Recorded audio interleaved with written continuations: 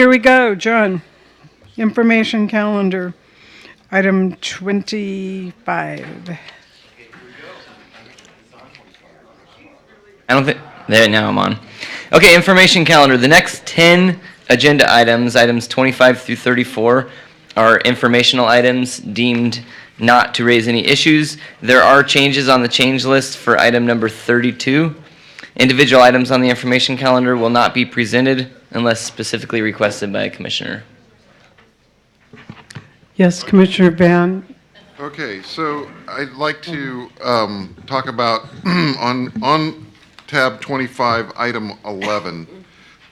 So as I understand it, we had a facility owned by the department that was remediated for an underground storage tank and got a no further action certificate for industrial use. However, then we somehow turned around and leased it to someone who then leased it for a school. So I guess I want to know how that happened. That's a good question. And Caltrans is here to help us with that.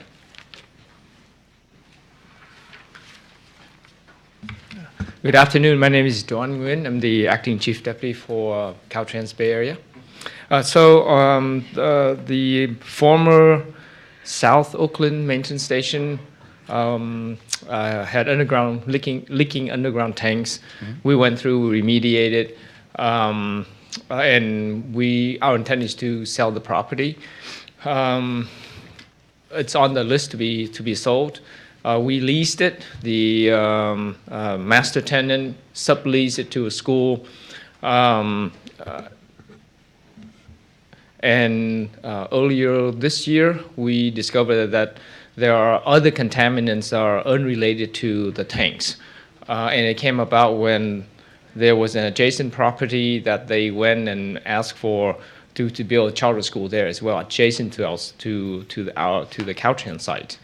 And Alameda County Environmental Health Department then, notified the department that says, hey, outside is also would need to be remediated as well.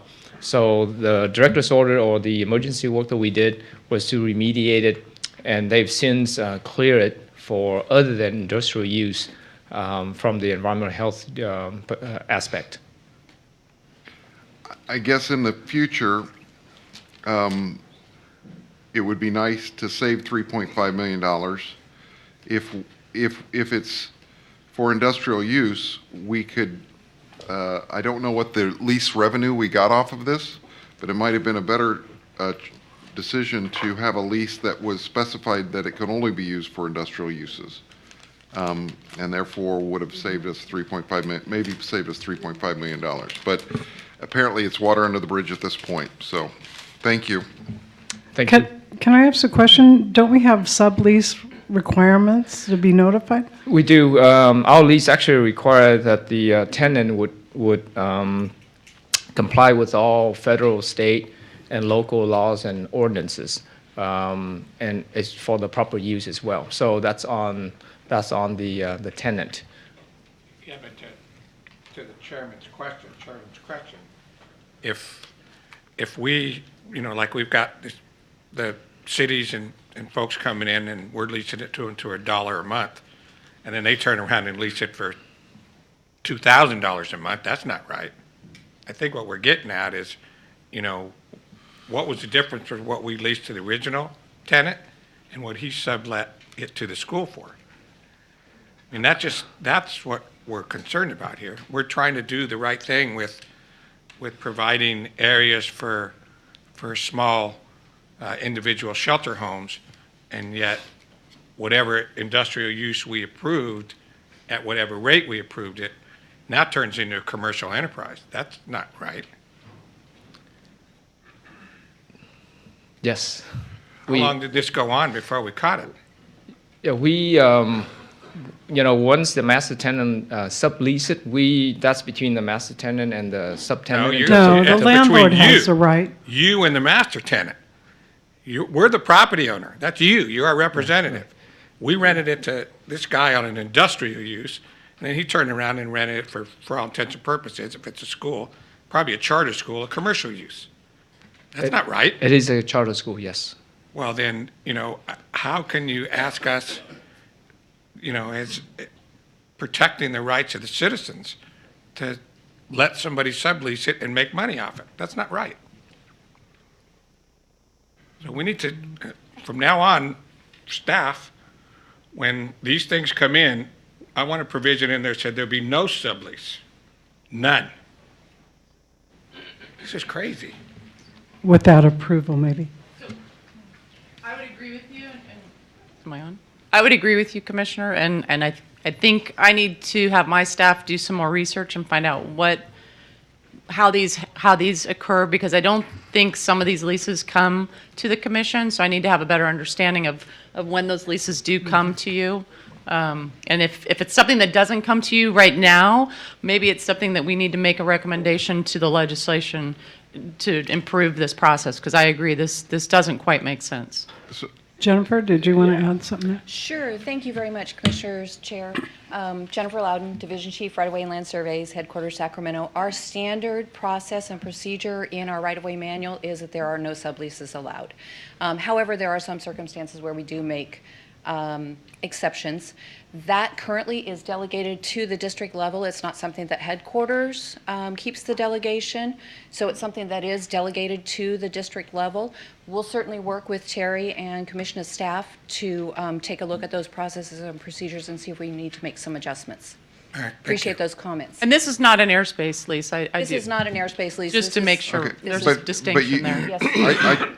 I do want to have a further explanation on this. So I'd like this to come, this was done under the emergency G11 allocations. I'd like to have a fuller explanation of how we got here. I want to know what the property is worth, how much we spent on the original underground remediation, and how much revenue received on the lease, and then how much. I now see $3,480,000 on the second time we remediated it. So I kind of want to have the full picture here, because right now, absent an audit, I don't really understand how we got into this situation. Sure, we can definitely provide some additional information to staff. Absolutely. Thank you. And for clarification, if this had not happened, if they had not subleased, they had not done any of that, if they had decided that this was excess lands and needed to sell that excess lands, and there was a discovery of hazardous waste, the department is responsible for that cleanup. But I agree, everything else related to this process It would have is then come not. through the normal process. Yeah, of- yes. of- Yes. Not through the emergency process. Good point. Yep. All right, okay, so those were information. I have yes. one other Yes, question. On Commissioner John, Gunn. I just want to clarify, on item tab 32, the Prop 1B SR 99 fund, just to clarify that the guidelines specify that the commission expects that project nominations submitted by the department from the San Joaquin Valley will be consistent with the Caltrans State Route 99 business plan element of the master plan for any new allocations out of that fund, correct? I can answer that question. Thank you. Yes, that does specify. Thank The you. guidelines specify that it has to come from the business plan. Thank you. Okay, any further question on these information items? Okay, with that, I am going to recuse myself for item 35 and 36, as my employer, Majestic Realty, has holdings in the proximity of Otay Mesa. I will be taking item You want to do? out of consent. Oh, we'll Just do those right two. now. Just- All right, consent? we will Okay. take items 35 and 36 separate from the rest of the consent calendar. Okay. Teresa. Commissioners, item 35 and 36 are STIP amendments. I will take these two items together. The San Diego Association of Governments is requesting to program $2 million of border infrastructure program funds for the State Route 11 Otay Mesa East Point of Entry investment grade traffic and revenue study project in San Diego County. The funds are proposed to be programmed for PAD phase in fiscal year 1920. That's item 35. Under item 36, San Diego Association of Governments requests $1 million of border infrastructure program funds for the northbound border wait time data collection system for the San Ysidro and Otay Mesa ports of entry project in San Diego County. These funds are proposed to be programmed for the PAED phase in fiscal year 1920. Both of the projects were noticed at the August meeting as required by STIP guidelines. Staff recommends approval of items 35 and 36. So I have a motion by Galmetti, a second by Kehoe. Are there any questions or comments? Secretary Kim. I just want to make the comment that these are critically important projects from the standpoint of California-Mexico trade relations. Commissioner Kehoe made that comment earlier. I was at the groundbreaking ceremony for the SR-11 project that connects to the Otay Mesa East port of entry. This was just a couple months ago, and this was a classic example of binational cooperation between California, Baja California, San Diego County. It was just a terrific event, and this is going to go a long way towards facilitating the movement of goods and people across the border. Any other comments? Seeing none, call the question. All in favor say aye. Aye. Opposed? 2 abstentions. Recall the chair. Recall the chair. Huh?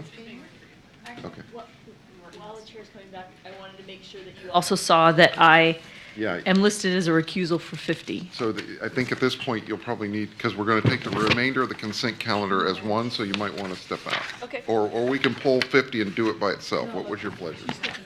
Okay. Okay, we're doing the remainder of the consent calendar, Madam Chair. Okay, so John, consent calendar from 37 on.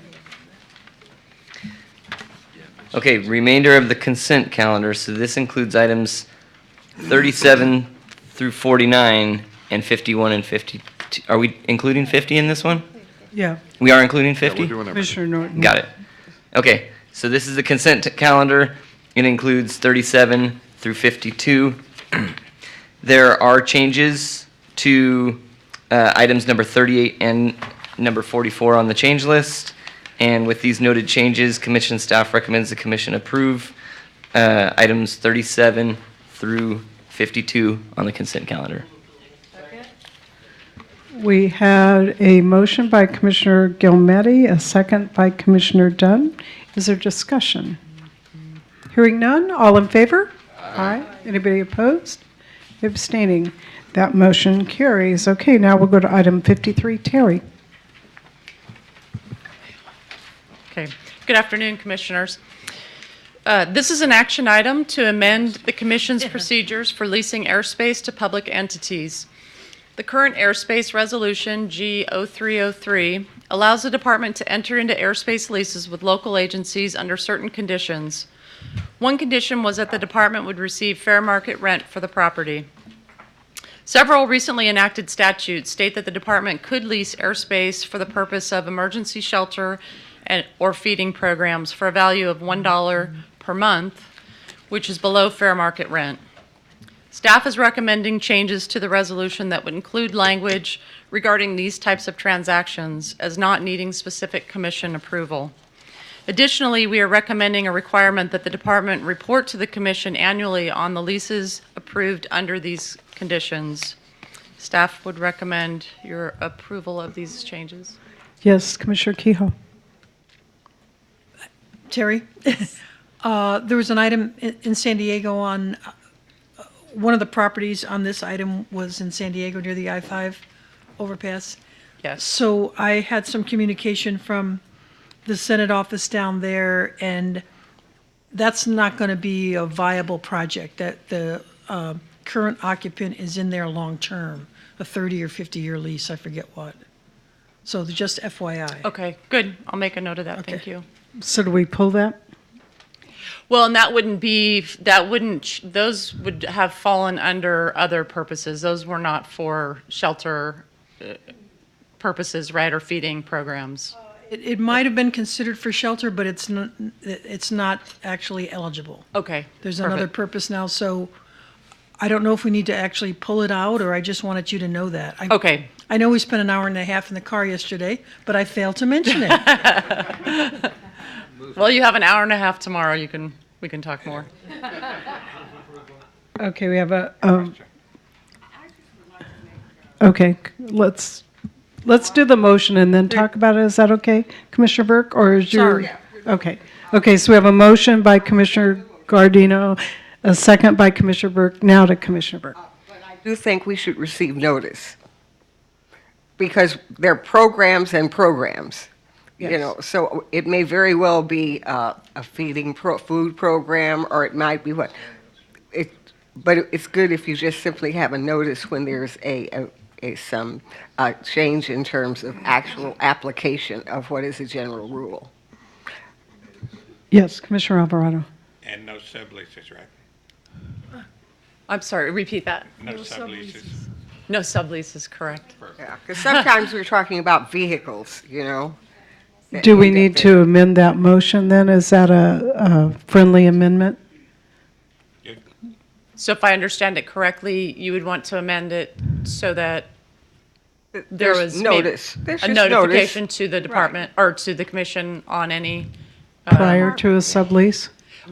specific to the feeding program Right. uses? Right, because feeding program could mean they might have vehicles leased parked there.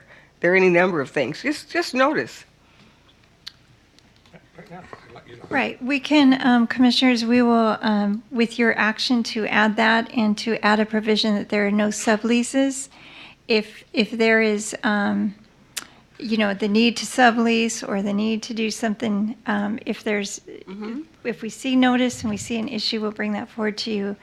But this really is intended to just not have leases come forward that have already been approved in statute. Senator Bell. SB 211. Okay, Senator Bell, yes. Well, one of the reasons that we did the law is there's a lot of counties or a city that say may have an agreement with Caltrans, and then they bring a community organization in to operate a navigation center or some kind of like service. And that would be, in effect, a sublease, I guess. So I think you got to, just, I wanted to point that out so you understand that the idea of this is to have the government entities, if they wanted to, like the city of Los Angeles does this, and they create these leases, and then they have a nonprofit organization work with the homeless in that area to provide the programs and get them into, hopefully, housing, shelter, some kind of program for them. So that's what this is all about. Okay, just so you know that.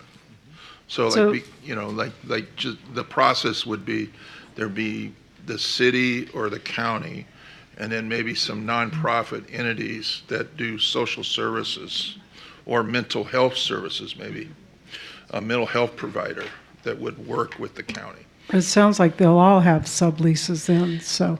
We don't actually consider them an actual sublease. They're providers of services. So the city or the county is Is the still lessor the or actual. the lessee? Yeah, tenant. Okay. And then they're just contracting with those services, but we definitely want to be able to have the So ability to that's have not like the. a sublease then? Not like a sublease. Okay, so that, But I just contracting wanted to those tell the services. commission Okay, the genesis Absolutely. of the law that we okay, propose here, so. okay. Yeah. Okay, so we're with the motion and the amendment.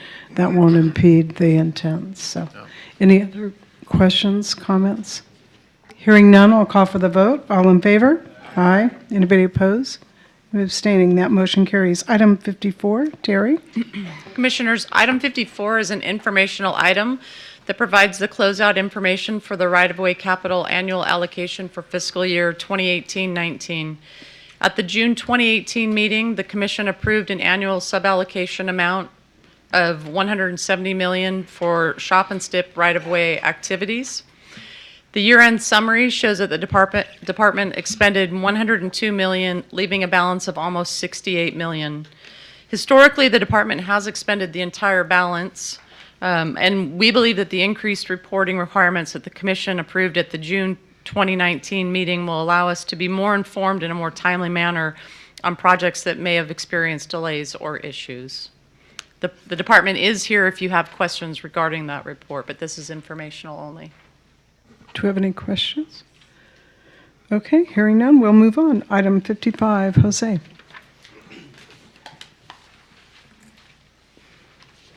Good afternoon, Madam. Hold on, I got it. Wait, okay. Good afternoon, Madam Chair, Commissioners, members of the legislature, agency, and the public. Item 55 is an action item. This is the final EIR for the Dublin Center Parking Garage project. The Dublin City Council adopted a statement of overriding considerations, finding that the benefits outweigh the impacts. Staff recommends your approval. We have a motion by Commissioner Gilmetti, a second by Commissioner Alvarado. Is there any conversation on this? I do have one public comment. So is it Abad Chan? Abad Chan. Madam Chair, I would like to withdraw my request to speak. Okay, we'll consider you withdrawn it. Okay, we have a motion on the floor and a second. With no further conversation, I will call for the vote. All in favor? Aye. Anybody opposed? Abstaining? That motion carries. We'll move on to item 56. Jose? Item 56 is an action item. This is the final EIR for the Monterey Bay Scenic Trail Network Master Plan Project. The Santa Cruz County Regional Transportation Commission determined that the environmental impacts could be mitigated to less than significant levels. Staff recommends your approval. We had a motion by Commissioner Gardino, a second by Commissioner Burke. Is there discussion? Hearing none, I'll call for the vote. All in favor? Aye. Anybody opposed? But abstaining? That motion carries. Move on to item 57. Dawn? Yes, Commissioners. So item 57 is an information item on the SB1 fourth quarter report. I just want to note that this is the final report for the 18-19 fiscal year, and as stated in the Accountability and Transparency Guidelines, Caltrans will begin reporting to the Commission on a semi-annual basis for the 19-20 fiscal year. The first semi-annual report will be presented to the Commission at the March 2020 meeting, and now I will allow Nabila to come up and give her presentation. Good afternoon. You guys get to see me once again. Chairman, Commissioners, Senator Bell. As you know, I'm Nabila Abi-Rashid, and I'm the acting SB1 Program Manager, and I had the pleasure of providing you with Caltrans' fourth quarter progress report for the 5 Senate bill programs as required by Senate Bill 1, Accountability and Transparency Guidelines that were adopted by the Commission. This report is good for Commission action through June 30th, 2019. For the quarterly update, I wanted to take an opportunity to highlight the accomplishments closing out the 18-19 year. We have awarded 25 2018 SHOP projects and 43 active transportation projects. We expect to complete 23 active transportation projects in 2019. As you know, with Senate Bill 1, we created 3 new programs: Solutions for Congested Corridor, Trade Corridor Enhancement Program, and Local Partnership Program. Since the Commission's adoption of the projects for each of these programs in May 2018, 21 projects have been awarded. The breakdown of projects by program are shown under the award column. The Solutions for Congested Corridor specifically is designed to reduce congestion in highly traveled and highly congested corridors through performance improvements. We have awarded 5 projects. The first project that will be completed and open to traffic will be in winter 2020. It is the Santa Clara County 101 Managed Lane Project. The benefits that we expect to achieve for this project include converting 15.6 miles of existing HOV to express lanes. For the Trade Corridor Enhancement Program, we have awarded 5 projects, and we expect the first 2 projects to open to traffic in early 2021. The first project will be Route 5899 Bakersfield Freeway Connector. Some of the benefits that I wanted to highlight are that we're going to be modifying some interchanges, constructing some auxiliary lanes, and constructing some sound walls. Route 395 widening from State Route 18 to Chamberlain Way is the second one that will be open to traffic in early 2021. Some of the benefits for this project will be operational improvements, 22 turn pockets, 5 intersections will be modified, and 2 modified or reconstructed bridges. For a local partnership program, which is a program that provides funding for local and regional agencies to improve infrastructure, road conditions, active transportation, health, and safety, this program has awarded 11 projects. Orange County Transportation Authority is expected to complete 2 traffic light synchronization projects in summer 2020. The benefits for these projects include 31.6 miles of operational improvements, which allowed for reduced travel time, delays, and congestion. Lastly, I wanted to highlight a few of our accomplishments closing out the fourth quarter in the 18-19 year. CalSmart was launched in March 2019. This was a reporting tool that was designed to streamline progress reporting on projects for both our internal and external partners. We are developing a long-term vision for CalSmart, looking for enhancements and soliciting input from our external partners on how to streamline processes and collect information and reduce data error. We are also establishing operating procedures as per the Accountability and Transparency Guidelines. We have created the SB1 office, which provides leadership and is a focal point for communication and integration of those requirements. This includes partnering with Commission staff, internal and external partners, and coordinating all efforts as related to the guidelines. We are committed to successfully meeting the requirements of Senate Bill 1 and are always looking for opportunities and to demonstrate good use of taxpayers' dollars. That concludes my presentation. Is there any questions for me? Yes, Commissioner Burke? You mentioned orange, and is that the orange line in San Fernando? No, this is the Orange County, let me go back to that. Okay, what is the status on that orange line? Offhand, I am not sure, but I can work with commission staff, and then we can get you that answer. Okay. Or unless if and the Christine's Rosecrans? coming up.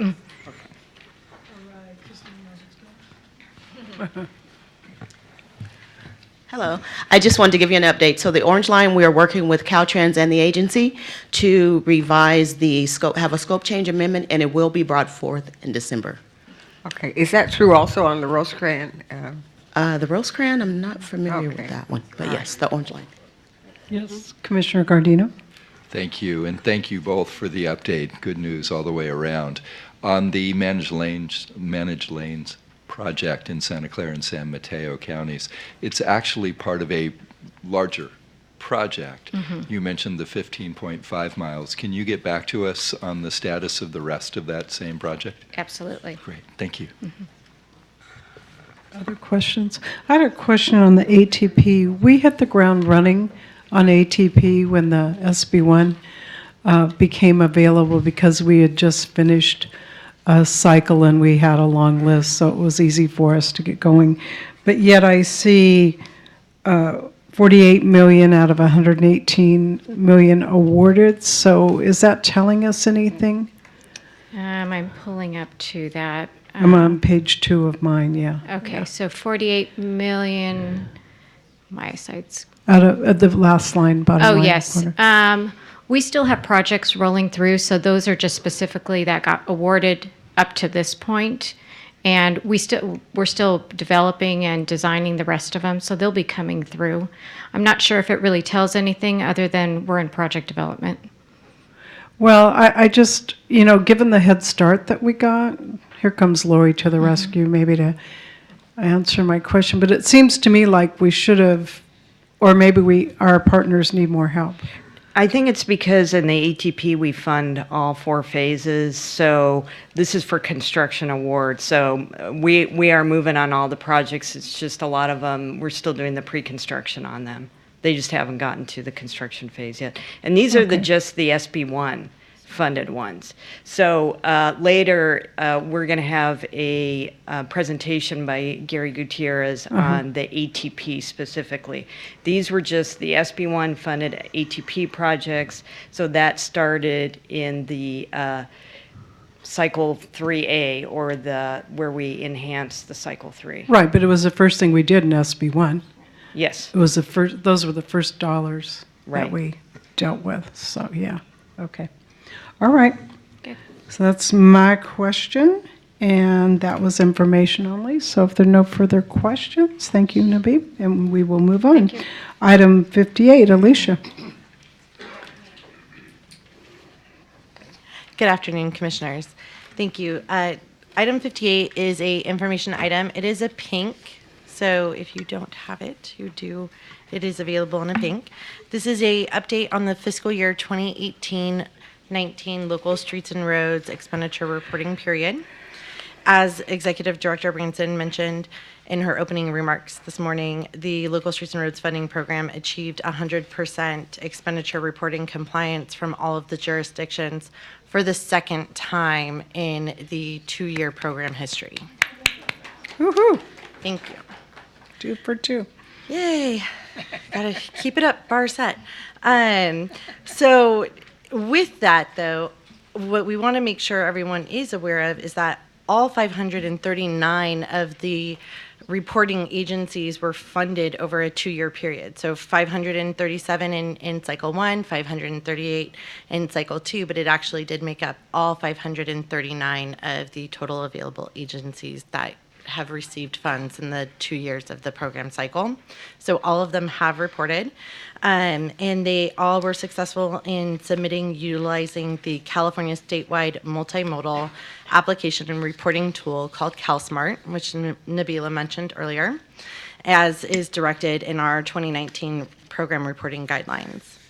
All 539 reporting jurisdictions were expected to account for and provide updates on over 3,400 local streets and roads projects. These consist of project priorities that were either reported on in fiscal year 2017-18, or they and weren't completed, or they were proposed in fiscal year 2018-19. So these are things that are constantly evolving, and they may carry over from year to year.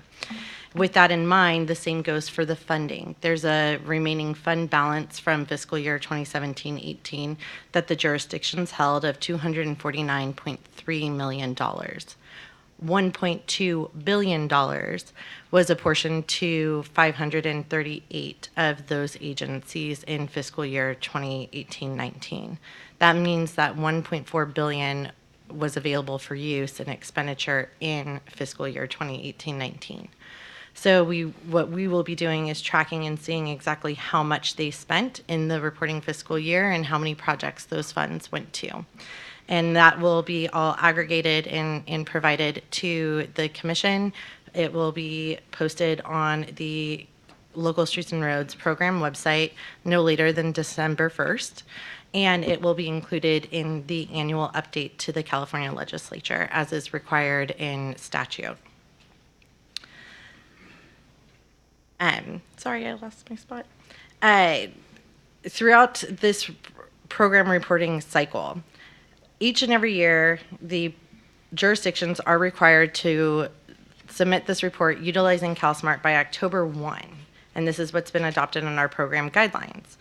As a result of a few things that occurred this year, we were able to actually extend out that due date to October 4th, giving the agencies 5 full weeks to be able to submit their reports. The reason why we had to extend this due date was due to a bug that was deployed in the system, and we didn't want that to negatively impact anybody because that's not their fault. In addition to the fact that there were 34 agencies who had their staff who was in charge of reporting and attended the technical trainings in July and in August and September, were no longer with the reporting agency by the time the reporting period came up. And so we had to work with them directly and get their submittals in the day they were due. So to go over just a little bit of what we do as the Local Streets and Roads program team, As I stated earlier, we do begin our outreach as of June of every year to remind everybody of the upcoming reporting period. This unfortunately does coincide with the upcoming fiscal year eligibility submittals, so it can get a little confusing, but we do try to ensure that we accurately inform and keep everyone educated. We held 3 expenditure reporting technical trainings, webinars online, and over 423 of the 539 agencies attended these trainings. And it actually equated to 1,100 individual staff members attending. And so these are the highest numbers we've ever seen. And we are proud to say that because of this attendance and participation in these trainings, we saw a 55% reduction in requests for assistance in the reporting efforts. So we went from 65% of the jurisdictions asking for help in year 1 to only 34% seeking assistance in year 2. And so that's something that we're very proud of, and we're very proud of all of our partners and the local agencies for making the commitment to attend the trainings and really commit to understanding the program and the system. A few things that we would like to improve. Unfortunately, in the first 3 weeks of the reporting period, only 16% of the total number of reporting agencies submitted a report. This means that we found out that 66% of the total number of reporting agencies hadn't even created a report as of the final 7 days of the reporting period. So we worked with all of those agencies to get them in total, 84% of all of the reports that were received were actually submitted in the final 7 days. This equated to program staff responding to 112 jurisdictions' frantic requests for assistance in a 7-day time period, over 450 emails being sent by program staff responding to assistance and providing guidance, and more than 76 phone calls, not including go-to meetings that were held to provide live web assistance to the agencies. So with all of that in mind, we really would like to find ways to improve early reporting, and we're going to be reaching out to our stakeholders to get their input, as we always do. We will follow up in January with a closeout survey of ways that we can improve the program and provide better assistance moving forward, or little tips and tricks that we can use to improve the program in any capacity. In addition to that, I really do want to thank all of the regional partners, program stakeholders, and all of the local agencies for their hard work and dedication, because without their help of tracking down the right people and finding out who has gone where with all the moving pieces, we would never hit this 100%. And I think it speaks volumes because we hit 100% for the very first time in our funding eligibility cycle for 1920. So it's just getting better and better each year with the program, and so we just want to keep this up. We, like I said, we set the bar high already, so we want to continue. And then Alika Chingizi and Celeste Sivas, who is actually a student assistant, have been incredible, and I wish I had brought a list of all of the accolades that all of them have received, and it was incredible. So these are all of the things that we're really proud of and wanted to make sure that we shared with the commission today in regards to this program. Are there any questions? We have questions? Yes, Commissioner Van Kynenberg. So as I understand local streets and roads monies, one of the things that it can be used for is critical safety projects in the local jurisdiction. Would it be reasonable to presume that it could be used for a scenario like a secondary emergency access road for a rural area that's in like a forested area? So as long as it is considered a public easement, then it should be allowable, but unfortunately it is not up to the commission to determine that. It is actually up to the state controller's office. They have final determination of eligible use of the funds. Could we like float a trial balloon with them? The reason I ask is I regularly am in contract with Tuolumne, Mariposa, Calaveras, Amador counties. All of them obviously have seen the Paradise experience, have been told you need to have redundancy in your emergency exit routes out of town. They are looking for buckets of funding that they can use. And one of the things they'd like to explore is local streets and roads money. But I think no one wants to get their hand slapped. So maybe we could float a trial balloon somehow to say, how could we make this work? Is that something we could explore, maybe come back in December and? Oh, definitely. Okay, that'd When be we great. give the full update for the outcomes of the report, we'll be able to provide that feedback for you Thank you as very well. much, and thank you and congratulations on all that you've done. Thank you. Anybody else? No further comments? Okay, good job, Alicia. Thank you. We'll go on now to item 59. Terry.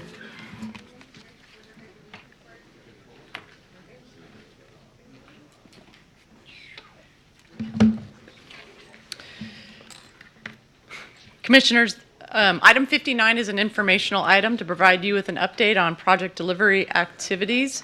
Mike Keever from the department is here to present this end of the year report to you.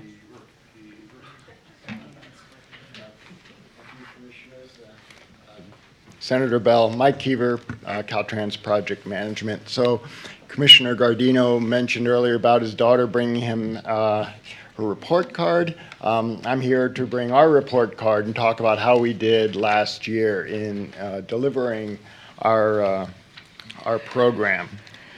I'm not going to dwell on this slide. I know you've seen it a number of times and Mike Johnson has already used it, but I want to set the stage on a couple of things that I want to talk about based on some recent conversations we've had with you. Of course, you allocate phase by phase. We come to you throughout the process, and during that process, we have to take risks. We try to put a value to those risks. So we know that we can't cover all of the risks with dollars because we would tie them up. At the same time, we have to put enough in programming for what we think we might need. And as we go through the process, we release that money, it goes back into the program, and then it's used for other projects. So there have been some questions recently about what is that appropriate amount of programming that we should hold, and then how is that reflected as we go through the delivery process. So I'm going to show some slides that will give you data on how we did last year, and we can also maybe use this to look at what we might want to talk about at the workshop in December. I also wanted to mention Mike Johnson talked about the bridge fixes and the risks associated with those. And often when you're trying to fix a bridge, there isn't necessarily a canned solution. So you'll have to be some sort of an assumption going in on what we would explore. And you're going to see, Mike had suggested, and I think it's something we're going to continue to look into, moving to more long lead projects because we do need that chance to explore what is the best solution. And sometimes you have to explore multiple alternatives, both from an environmental standpoint, but also to be good stewards with the capital dollars. So you might need more support money to save on the capital investment later. And so that'll be reflected, and I think you'll see some of the book items to come to you are examples of that after my report. And then Commissioner Inman, you had asked about 1282 and what we have done with checklists and things. Why would we wait? And so Mike answered that with the information he had. I had benefit of some time, so I sent a text to Phil Stolarski. And we aren't waiting. And so, for instance, we are working with CDFW, and we've gone from about a 50% acceptance rate to now we're at 90% of our applications are being accepted at first time. So part of that is quality, but the other part is an expectation of we've reached an agreement on what the expectation should be. And I think that is reflected in what we'd expect to come from 1282, that we have an agreement early on. What is it that's being looked for, and then can we provide that and reach that agreement early on? So hopefully that's an early reflection of the benefits that will come from 1282. That's just what I wanted to hear. Yeah, it's wonderful. Because we have two new commissioners, I did want to take this opportunity to also reflect on this risk slide that we try to flush out our risks early in the process. Those risks often come with a potential cost, and we try to manage that cost. But what we try to do is when we get into the construction phase, about 85 cents of the project dollar is spent in that construction phase. So we do try to address as many of those risks as we can before we get into the construction phase. And again, I'll have a slide that hopefully ties all of this together. So my report card.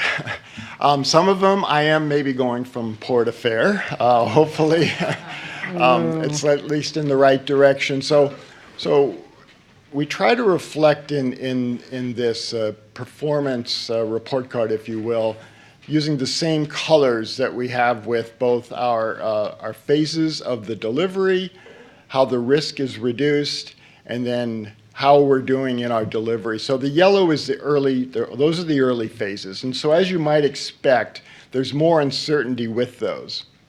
As we get further into the delivery process, we tend to both historically and in the results we had last year, improve on our delivery.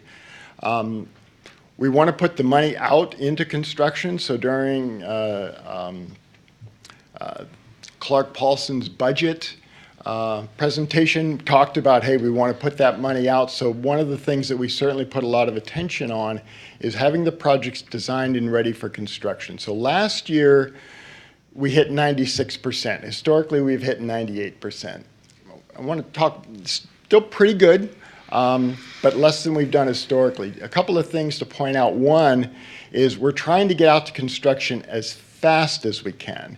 Not necessarily have all of the projects that we put in complete the get through the ready to go to construction phase successfully. And let me try to explain that. We're trying to take more risk. In other words, we could increase our probability of having a 100% delivery rate by the projects that are risky, push them into a future fiscal year. Instead, we've been trying to consciously push projects that are on that edge, take the risk, and deliver them as quickly as we can. Most of these projects that don't get delivered very soon after the fiscal year. The other is I want to kind of put an asterisk on this one. 4 of the projects that we didn't deliver were just a scheduling issue with the California Coastal Commission. They had some projects up in the North Coast, and their next meeting was in the South, and they wanted to wait, and they held those projects until their next meeting when they were up in the North in order to allow public comment. And ultimately, they were approved, and we've since delivered those projects. So our success rate would maybe be closer to our 98% delivery rate that we've seen historically. Regarding then the project costs and utilization of the funds and being good stewards. So last year, looking at the overall costs, we delivered 23 STIP projects, slightly over budget, but close to the 3% off. And then the 290 shop projects, we were within our budget and a little bit closer than we've been historically. So we used 91% of the budgeted funds. Part of this is because in order to give you a timely report, we report 6 months after the project is complete. From the public standpoint, we're done. But there's a lot of financial closing of the books, if you will. There's all the arbitration that may need to take place on some projects and claims that have to be worked out. So all the costs aren't reflected there. So that's part of where that gap comes in. I talked about risks, and so we identify our risks and we have to put a value to them. So these are the ones that are high or very high right now, looking at various stages of the delivery. I want to point out we have 3,000 projects right now, about 1,000 in pre-construction, 1,000 in construction, and 1,000 that we're closing out, just to kind of generally. 865, as you see in the slide, are currently in construction, worth about almost $10 billion. So when you look at it that way, the amount of risk that we're identifying is significant, right? All those millions of dollars still mean something, right? So we're looking at over $100 million of risk that we're managing. But I think ultimately we're able to successfully address and manage those risks, and it's reflected in the supplementals. And I'll have a slide coming up to look at how we did last year with the supplementals, where we needed to come back to the commission, as well as the use of the G12. Commissioner Van Konynenberg, you had asked about any trends that we might see in the watch list. And certainly, I think the watch list you're seeing, there are more and more projects. Certainly our coastal projects do have risks associated with them by the nature of the types of projects. In the time that we had, we did try to do some analysis after we received your question. We weren't able to discern any particular trends, but it might be something that we could talk about again at the workshop. We're also working on some visualization tools that might help us spot some trends associated with these projects. But we are using the watch list more because we're becoming more risk-based in how we're doing our cost estimating, and we have more projects. So we would expect to see more showing up on our watch list. So this is a slide that I kind of wanted to get to look at how we progress through the delivery process. And you can look at where last year we had programmed about $2.6 billion. These are for projects that we closed out last year. So at the time of programming, these 290 SHOP projects and 23 STIP projects, we had programmed $2.6 billion. We came to the commission for an allocation to go out to bid for $2.4 billion. So part of that programming is we can't make adjustments that final year. So we do a final estimate before going out to bid, and we release some of that money that we had programmed for the what-ifs, for the risks, and those go back into the program. When we open bids, generally the bids are awardable. You do have a couple of supplementals to award, but you can see the G12 is about 10%, and that probably makes sense. So the G12 to award in general, we're within 10% of the low bidder. So we have a negative G12, if you will, from the award, and then the other G12s are relatively small, as well as when you look at the supplementals, also relatively small. So the process that we go through in right sizing as we go phase by phase does seem to be working. You can make an argument on whether or not we're taking enough risk. Are those numbers so small? Should we program less, but then potentially come to you more often to say, I need more money on more projects because we've taken greater risk? So again, that might be something that we would want to talk about at the workshop. But right now, the supplementals and the G12 aren't a substantial part of the overall budget. And then at the end, there's the final expenditures. And so if you compare the very end to the very beginning, you've got about 20% of the dollars that end up, as you go phase by phase, being rolled back into the program and being used for future projects. So I wanted to share that. So those are all figures from this last fiscal year. Looking at support, overall, we used about 95% of the support budget for those projects. We've only been awarding support for the last couple of years, and so some of these are legacy projects. And still, so overall, I think 95% is probably a reasonable figure for us in utilization of the funds for the COS overall. And then Clark had also talked about the balance. And I just wanted to compare, and it's too bad because the scales are different, so it's not very good visually. But if you look on the right side, the contract for delivery last year, and you look at the number of projects are going up about 20%, but the dollar value is almost doubling. So when you look at what we're putting out, we're going from about $2.5 billion to $5 billion going out this next year. The fourth quarter alone is almost what we put out last year for the entire year. So there is a lot of work coming out. We are going to be asking Clark for a lot of that money as these projects reach the point that they're ready to go out to construction. And so I do think that you're going to see more work out as you're driving around the state. So that concludes my presentation. Thank you. Yes, Commissioner Burke. Very short question. Here last year, the last report, you indicated that there was difficulty in getting construction workers, and that some of the companies were, we had disproportionately more coming from out of state because of our local availability.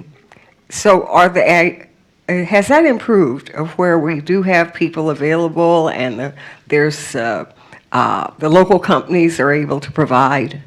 Are they still having to come from out of state? So there's a lot going on in trying to recruit for the trades. In fact, you'll probably start seeing commercials and things on TV associated with this to try to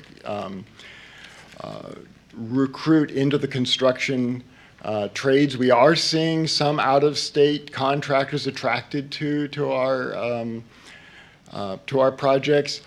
Our bidding, we're not continuing to see our bids get beyond our engineers' estimates. So that might be a reflection of, is the economy softening a little bit?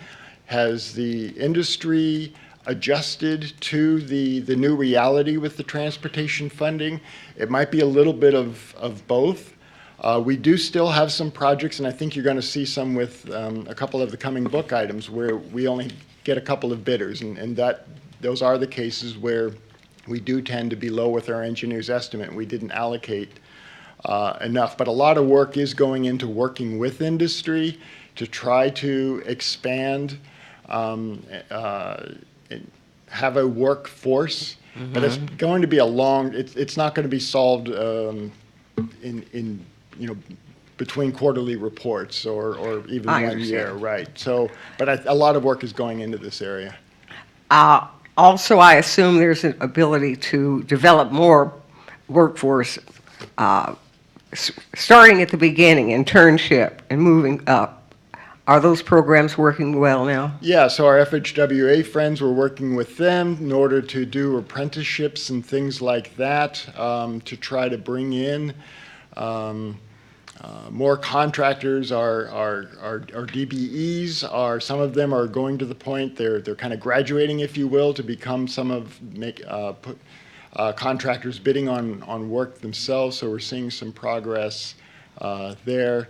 So things are going in the right direction, but there's still a big need to keep going. That's a big gap still. Yeah. Thank you. You're welcome. Okay, do we have any other questions? If not, thank you. Thank you. All right, we will go to item number 60. Terry? Okay. Commissioners, this item is a request for initial construction allocation that exceeds the programmed amount by more than 20%. This SHOP project proposes to increase vertical clearance at 6 overcrossing structures along the I-80 freight corridor in Solano County. This project is the last section of the I-80 corridor upgrade from the Carquinez Strait to the Nevada border. The cost increases were due to a change in the original assumed methodologies for raising the bridges and the need for additional traffic control. These changes led to increased costs for structures and earthwork and resulted in double the number of working days. The department has reviewed options for reducing costs, but has made a determination that to meet the need and purpose of the project, this is the correct scope and has certified the updated engineer's estimate. Staff would recommend commission approval of this request. We have a motion by Commissioner Alvarado, a second by Commissioner Dunn, and a question from Commissioner Gometti. Yeah, someone from District 4 here. Dwayne, how are you? I guess I'm a little troubled by this. You know, we had an allocation in 2018-19 for almost $16 million. And then the project's plans and specs and estimate were completed in June of this year. And at that time, you asked for a 4-month extension, but there was never a hint that this thing was going to jump by $14 million at that time. How come we weren't notified in June that this thing was going to be 88% over the original allocation? Good afternoon. My name is Duan Nguyen again. We did not have an allocation for construction yet in June of this past June. But you had an estimate. You had an estimate at that time that should have told you that you were going to be maybe $14 million over the original allocation. I think the project was delivered at the end of June, end of the fiscal year. So our typical practice is to request for time extension because it's past the date for allocation in June. So typically we ask for a time extension to allocate just simply for allocation without talking about the actual estimate or how much it would be. The problem this commission is facing is we're not notified with enough lead time. And it seems to me that in June you already had a new estimate and you had your plans completed at that time. Why didn't you notify our staff that you were going to come in later with a significantly higher allocation request? I believe we reported on the watch list as we were approaching RTL, so I can verify that it was on the watch list. I believe it was on the watch list in terms of... Well, watch list isn't telling me anything if it's going to go over it. I'd like to know how much it's going to go over and why.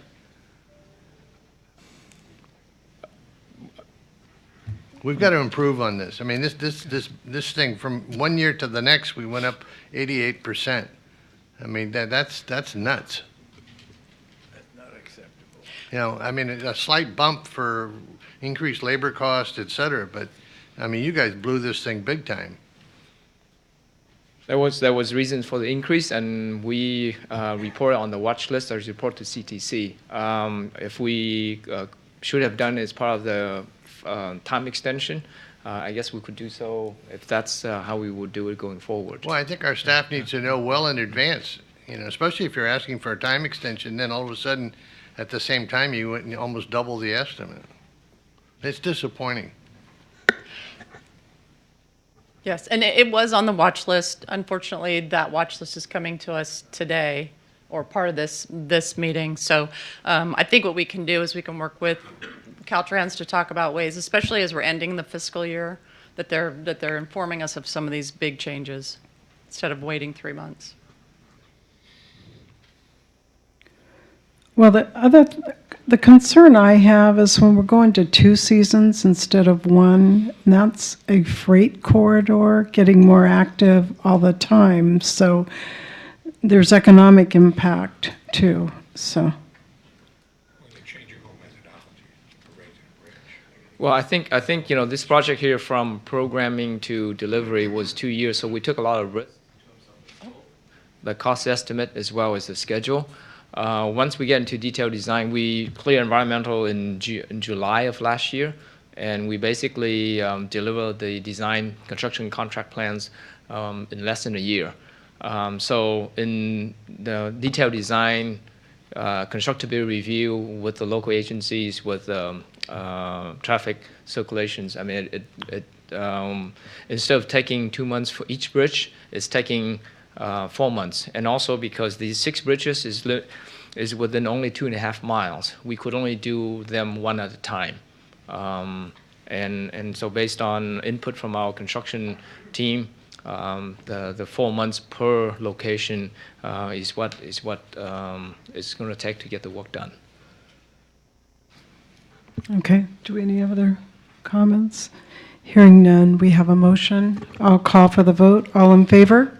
Aye. Anybody opposed? Abstaining. That motion carries. Item 61, Terry. Commissioners, this item is a request for an initial construction allocation that exceeds the programmed amount by more than 20%.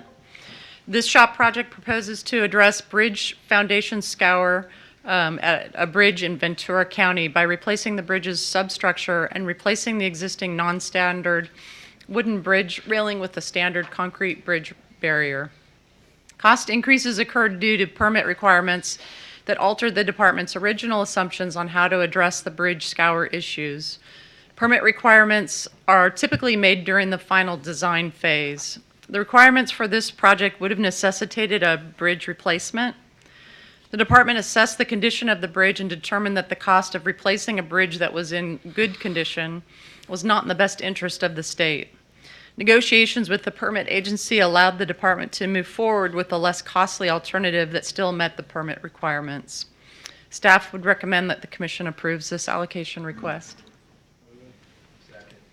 We have a motion by Commissioner Tavaloni, a second by Commissioner Gardino. Is there discussion? Yes. Okay, yes. Commissioner Gilmetti. John, thank you. You know, do you guys take the time to sit down with CDFW ahead of time before you start your design to come Yes. up with a compromise solution before you do the design and then they tell you they don't like it? Yes and yes. So Commissioner John Belinsky, District Director for District 7, we do have an ongoing dialogue with the resource agencies on a regular, frequent basis, and we address any project-related issues. This one in particular, unfortunately, we didn't have a lot of resistance from the resource agencies until we had actually completed the project, and we're making the application for the permit. You know, it seems to me, maybe I'll just to Bob too, we've got to deal with the right people, and, you know, we're all a state agency. I mean, CDFW is a state agency, Caltrans is a state agency. It seems to me we need to sit the right people down before you guys start design and agree on what the design should be, rather than some guy changing his mind at the last minute, and then you got to go back and do a redesign. So somehow we got to get these agencies together at one meeting before you guys start spinning your wheels and spending a lot of money. Well, and I believe 1282 is going to help with that process. I hope so. Thank you. Okay. Bob, did you want to add, or you? No, I just agree with John. I think we're on schedule with all the three agencies, CalSTA, Cal EPA, and the Resources Agency, to have our final report, I believe, around the 1st of December on the 1282 task force work. We're very proud of it so far. John, can I ask you a quick question? Was it a staffing change? And I'll just pull on my day job experience with, depends on who's at the plan check counter the day you go. So was it a change with staff and a different interpretation that occurred? Well, I think it was a different interpretation, certainly. I'm not sure if it was a change in staff. Okay, okay. Well, the gist is everybody wants to avoid these situations, so. With that, is there any further discussion on this item? Hearing none, I'll call for the vote. All in favor? Aye. Anybody opposed? Anybody abstaining? That motion carries. Terry, item 62, please. Commissioners, this item is a request for a supplemental allocation for design support. This project proposes to replace an existing culvert with a single-span bridge over a creek on State Route 121 in Napa County. The cost increase is due to additional resources needed to address requirements of permitting agencies. Because of the presence of various species in and around the creek, it has been particularly challenging to arrive at a consensus design that meets current design and safety standards and protects and enhances environmental resources and addresses the permit requirements. This project is programmed for delivery in fiscal year 2019-20. The PS&E phase was allocated in June 2017 for $1.5 million, and a supplemental allocation is being requested in the amount of $1.2 million to complete this phase. Staff recommends commission approval of this request. We have a motion by Commissioner Tavaloni, a second by Commissioner Alvarado, and a question by Commissioner Gomez. Just a statement. This is the same CDFW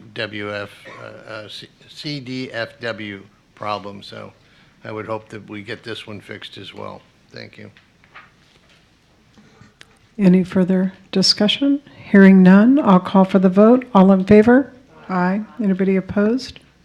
Abstaining. That motion carries. Terry, item 63. Commissioners, this item is a request for a supplemental allocation to award the contract for a shop project that proposes to install new and upgraded intelligent transportation system elements on I-5 and State Route 89 in Siskiyou and Shasta counties. This project was allocated for $3.6 million for construction at the June 2019 meeting. Bids opened on July 11th. The lowest responsible bidder was higher than the engineer's estimate, and this request is in the amount of $1.2 million to award the contract.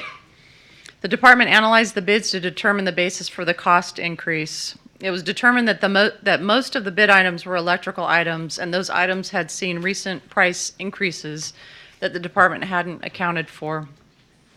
The low bidder also indicated that the short number of working days was a factor for the higher bid amount.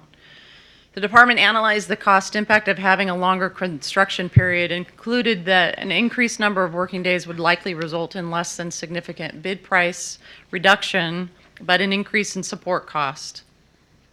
The department has determined that the requested additional funds are in the best interest of the state to avoid delays in implementing this project and avoid extra costs of reprogramming and re-advertising.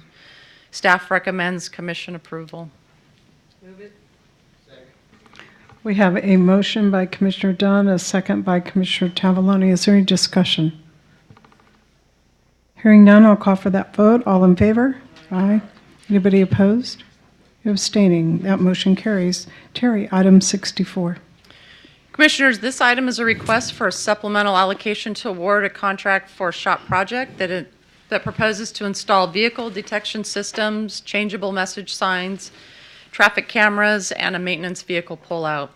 The project was allocated for $1.5 million for construction at the June 2019 meeting, and the request is for an extra allocation of $615,000 to award the contract.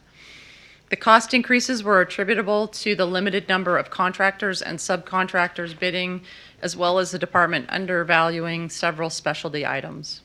Staff recommends commission approval of this request. Second. We have a motion by Commissioner Tavaloni, a second by Commissioner Dunn. Is there discussion? Hearing none. All in favor? Aye. Any opposed? Abstaining. That motion carries. Item 65, Terry?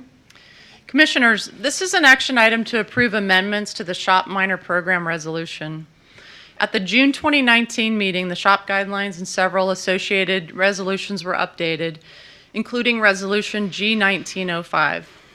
Subsequent to this meeting, Commission staff, in consultation with the department, identified additional amendments necessary to increase efficiencies, accountability, and transparency of the SHOP Minor Program. Two changes are proposed for this program. Number one, instead of the annual suballocation amount being determined in the STIP fund estimate, that funding level would be included in this resolution. Based on many discussions with the department, staff is recommending that the annual funding level be set to $250 million beginning in fiscal year 2020 and 2021. Number two, the department will be required to provide a descriptive list of minor B projects that are proposed for programming, beginning with the annual suballocation in fiscal year 2020-21. Staff recommends commission approval. We have a motion by Commissioner Tavaloni, a second by Commissioner Burke. Is there discussion? Oh, here comes John. He wants to talk to us. Can I talk to you? Of course. John Belinsky, District 7, District Director. So first of all, I want to just express appreciation to the commission staff, and the Caltrans staff for working together to address the questions and concerns surrounding the minor program. This program provides each district the flexibility to address urgent safety, operational, and partnership improvements more expediently than major projects. So we, and I speak for all the district directors because I'm the oldest, are committed to ensuring that these funds are used for their intended purpose and that we will meet the conditions outlined in this resolution. Thank you. Okay, we got a pinky promise on that, I think, from John. So, okay, thank you, John, appreciate it. Any discussion further? We're good? All in favor? Aye. Anybody opposed? Anybody abstaining? That motion carries. Item 66, John. Item 66 is an action item to approve baseline agreements for 3 SHOP projects. Approval of these agreements will establish them as the basis for project delivery and monitoring. Staff has reviewed these agreements and finds that they're consistent with commission-adopted guidelines, and we recommend approval. Oh, I had a chorus going there. I'm going to try to figure this out. Commissioner Alvarado made the motion, second by Commissioner Gilmetti or Tavalon. Pick one. Okay. Okay, I picked one. I picked the guy on the end, Gilmetti. Any discussion? Hearing none, I'll call for the vote. All in favor? Aye. Anybody opposed? Anybody abstaining? That motion carries. Item 67, Terry. Commissioners, this is an informational item providing information on the final closeout of the fiscal year 2018-19 minor program. Commission staff appreciates the department's work to provide additional information in this report that shows the breakdown of the types of projects being delivered with this program that demonstrates that this program is consistent with the SHOP guidelines and with the asset management plan. And it's just an information item. Okay, and we just heard that next year's report's going to be gorgeous, too. Yes. Thank you. All right, item 68, John. Okay, item 68 is a department action item to amend the commission-adopted 2018 SHOP to increase the major damage reservation for 18-19 by $37,930,000. There's a yellow replacement item for this, which accomplished 2 things. The wrong book item was linked in the book that posted, so the yellow replacement item has the correct book item. And in addition, it also it rounded up that number that's in the agenda language from $929,405 to $930,000. So that's what the yellow replacement item did. This final amendment for the reservation is needed to close out the prior fiscal year, and it increases the total major damage restoration reservation for 18-19 to $677,930,000. So staff's reviewed this amendment request and recommends approval. Okay, so we had a motion by Commissioner Tavaloni, a second by Commissioner Alvarado. Is there discussion? Yes, Commissioner Van Kennijenberg. I'm told that there's a strategic reason to do this, but I guess I don't understand that we are only like 3 months into the fiscal year, and we are already increasing it pretty dramatically. But instead of doing it at the beginning of the year, when we kind of knew, and Steve, I see, has risen, I have called forth the oracle of knowledge. Or at least a chart. The oracle of the chart. Good afternoon, Chair and Commissioner. Stephen Keck with Caltrans. And Commissioner Van Kennijenberg, I believe you're actually referencing book item number 70, which is to increase the the major damage restoration reservation for the current year. But I can also answer the question of why we're increasing it for the year that's already completed. Yeah.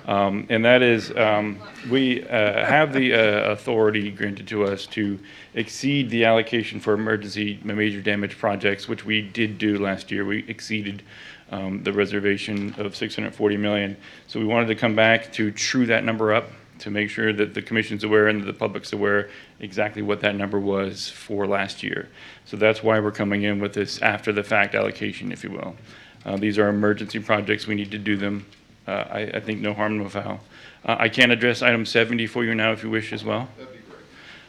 So first, let me apologize. Dennis Agar and our major damage restoration head, Gerald Karcher, are both involved in the PG&E power shutdown. I'll call it a crisis that's going on right now in the North State. Normally they would be here to give you these details, so I'm going to do my best to fill in for them. I think That PG&E power crisis that we're experiencing now is actually indicative of what we're talking about here. This is a new era that we're entering where things are happening that have never happened before. We've got an increased fire season that is now basically 365. We have sea level rise on the coast that we're seeing lapping up against our highway systems. We're seeing drought and then flood cycles that we haven't seen before. So here we are, really just a quarter into the year, and we've already allocated about half of our damage reservation that was in the 2018 shop of $140 million. So $140 million is what we put into the shop in 2018. As you can see, last year we ended up spending $680 almost $1 million on major damage restoration. We've already entered into contracts this year for almost half of what we asked for. So we're doing this this proactive ask to increase the reservation for the rest of the year because we think it's going to be another one of those years. We're already halfway through our allocation. Because my question is, you can look at the last 3 years, have a trend, Yes. and say, okay, that's a trend. Was there some strategic reason to kind of go back to that 140 Oh, before? yeah, certainly. So the reservation is set with the adoption of the shop. So Right. this is the 2018 shop that was adopted in March a year and a half ago. So when we evaluate the reservation for the 2020 shop, which will be we're going to be talking about here in the upcoming months for adoption in March, we will certainly be readdressing that reservation. Okay. Okay, Commissioner Burke? Very quick.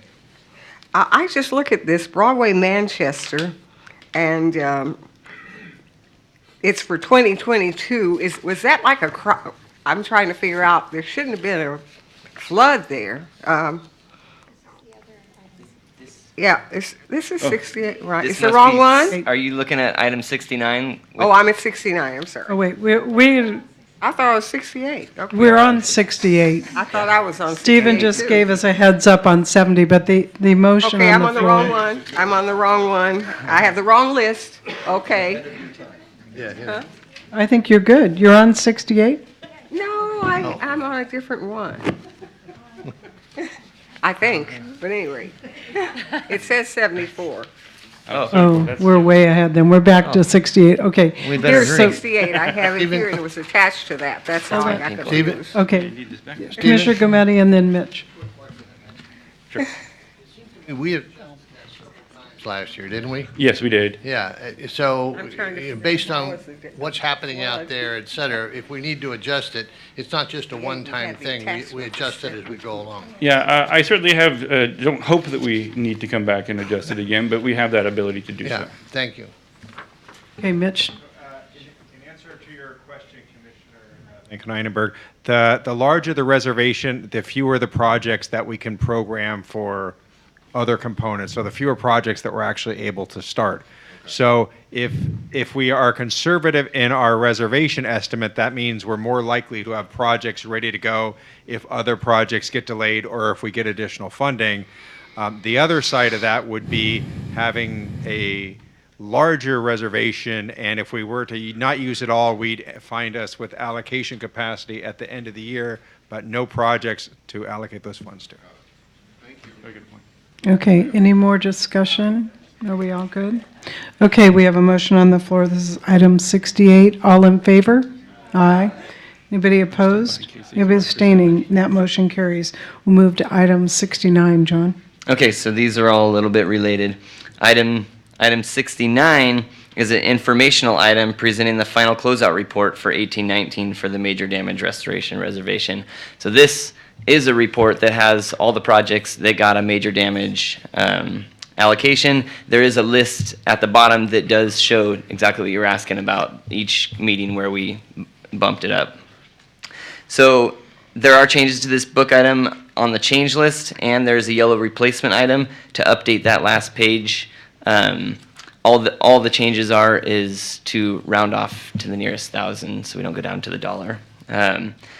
So Caltrans is available for questions on this informational item if you have any. Do you have any questions? Okay, hearing none, we'll move to item 70. John? Okay, now we move into the 1920 major damage reservation. This is an action item to amend the shop to bump up the 1920 reservation from 140 to 340 million. Caltrans is available if you have questions, but we've reviewed this amendment request, and I think we've already asked a couple questions. But if you have more, they're willing to answer. But we are recommending approval on this one. We have a motion by Commissioner Gometti, a second by Commissioner Tavaloni. Is there discussion? Hearing none, I'll call for the vote. All in favor? Aye. Anybody opposed? Abstain. That motion carries. Item 71, Terry. Commissioners, tab 71 is a department action item requesting amendments to the 2018 shop. This item includes amendments to add 28 new projects, including 24 major damage restoration projects and 4 collision reduction projects. Additionally, there are revisions to 46 existing projects. Staff has reviewed the amendment requests and recommends commission approval. We have a motion by Commissioner Tavaloni, a second by Commissioner Dunn. Is there discussion? Hearing none, I'll call for the vote. All in favor? Aye. Anybody opposed? Abstaining. That motion carries. Item 72, Teresa. Playing musical chairs here. Commissioners, item 72 is an information item. This is the semi-annual report for the Transit and Intercity Rail Capital Program. As you may recall, the Commission made this report a requirement to show the status of the projects. This report is the second report presented to you. This report shows all the projects that have been programmed and allocated by the Commission for the last 3 cycles. Commission staff has reviewed the report, and in the interest of time, Kyle Gradinger will not be presenting the report, but he is here available to answer any questions you may have on the report. Questions from my peers? Yes, Commissioner Van Real Kennemer. quickly, I brought this up before. Every single time we do one of these, it says that it's going to increase ridership. And I really want it to increase ridership, but it seems like every single purchase, it says we're going to increase ridership. We're not increasing ridership. Please tell me how we're going to increase ridership. All right. Good afternoon, Madam Chair, Commissioners, Senator Bell. The key goals of the TIRCP program, as were mentioned earlier in Deputy Secretary Edison's presentation, are to reduce greenhouse gas emissions and increase ridership. The criteria for selecting projects look at the nexus between those two. Primarily projects across the state, there are several different types that are being funded through TIRCP. One primary one is to fund the purchase of rolling stock or buses. There are several corridors in this state where, although the story overall about transit is not going in a positive direction, there are corridors across the state where the demand is quite high. And the awards through TIRCP in many cases are going to corridors such as ACE, where in their 4 daily trains, they are at absolute capacity. The only way to add more seats to absorb that demand is through additional coach cars. When you make it for every single item that this is going to increase ridership, and it doesn't actually increase ridership, my mic is on. It just seems like it cheapens I fully get if you buy more cars for the ACE and so they can put more. I get that, but on some of these items over the past week, it says we're going to increase ridership, but it's the same exact route, it's the same exact bus, and it's really not going to. So I just don't want to cheapen. That's a really important goal, and let's not cheapen it by just throwing it on everything. Does that make sense? Absolutely. Okay. And the reporting requirements for this program are also in coordination with ARB. And as these projects turn on or begin to operate, we need to report ridership and greenhouse gas emissions reductions through ARB's reporting tool. And so we are committed to ensuring that the projects that have been awarded are delivering those benefits, including ridership. And so we will be tracking that as those projects are delivered and become active. But what recourse do we have if the ridership numbers, so given the fact that we have inconsistency where some lines are up and a lot of them are down, what recourse? If we've already made the grant, then what happens? We go back and get there. Well, no, but I mean, if it's a criteria for selection, Someplace else, we could do that, I suppose. can we reallocate those resources? I'm not serious. Well, no, but I mean, I think it's a huge issue. So to Commissioner Van Konynenberg's point, How about when will we see these, the report on the increase? So there are three, I'm sorry, in the first cycle, we've awarded 3 cycles, and the fourth cycle was mentioned this morning. In the first cycle, we have, I believe, 5 projects that have reached closeout phase, and I believe all of those are now completed. There may be some projects that still have additional local or federal funding, so maybe the project itself isn't ready to turn on. But I think out of those 5, we are about to turn them on. We are about to start getting some experience with those projects. We are working with Dry SI and UC Davis to identify specific projects to begin to evaluate the reporting on. So that effort is about to get underway. So we, like I said, we're getting close to that sort of turn-on phase where we'll begin to be able to, we'll take a sample of projects across the awards and begin to look at the results. The reason it's critical is that we heard this morning, $5.3 billion we have allocated since 2015 on this. So it's a big number, and I think we need to know, is it working, and what do we need to do differently? Because we're spending this amount of money, we want to make sure we're spending it strategically. So that's why it is important. Absolutely. It's important for many reasons, many statewide goals, and if we want to reduce greenhouse gas emissions, transit is going to have to play a critical role, and it's going to take a concerted multimodal effort to ensure that we're putting out services that travelers want to and need to use. any further questions?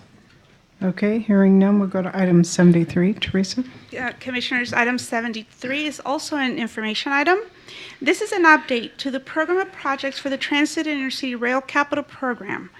This update identifies the awards for the program, and it will be the basis for future allocations for the program. This is just an information item. It just shows by component and the fiscal year that the projects will be coming before you for an allocation. And my recommendations will be based on this. So any changes moving forward to any of the components, they would have to come before you to update this spreadsheet. And that's all. There's really no further discussion unless you have questions. Kyle would be happy to answer, or I can try. Okay, Teresa told us no further discussion. Anybody? I didn't mean it. I didn't mean it. We're amongst friends at school. We gotta keep it. Okay, seriously, anybody have any questions? But it's okay. Item 74, Lori.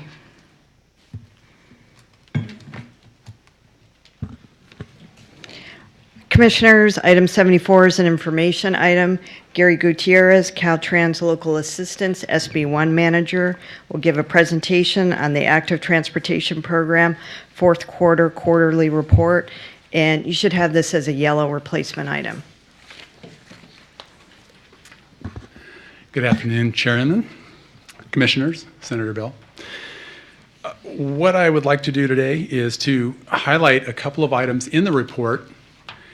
And first of all, actually, I'd like to answer Chair Inman's question about the status of the SB1 funded ATP projects. And we do have one project that has been completed. The completion report is not yet due, so it was kind of in a limbo state. It was a little over $600,000 for a sidewalk gap closure in Contra Costa County. And we can expect to see more SB1 ATP projects closing out here in the very near future. Thank you. Absolutely. With respect to the fourth quarter ATP report, I would like to go ahead and point out 2 items, and then I'm happy to answer any questions you may have over the general report itself. The first item will be the watch list. We have one project on the watch list. At the time the report was being written and put together, it was apparent to us that there was a project that looked like it was stalling and potentially was setting itself up for a lapse of funds. So we put it on the watch list for your information. Since then, Caltrans has collaborated with CTC staff. We reached out to the agency, and through that effort, they actually have a plan now where they will be able to move forward successfully. They will be seeking allocation, construction allocation, at the December meeting, and then we'll be moving forward. So that was actually a success. That's good news there. The other item, it has to do with the ATP Count Guidance. As I reported at the last meeting, I believe it was the June meeting, that we were getting ready to finalize those counts, the count guidance, and we sure have done that. We issued it statewide on August 19th, 2019, and as of today, they will be going into effect.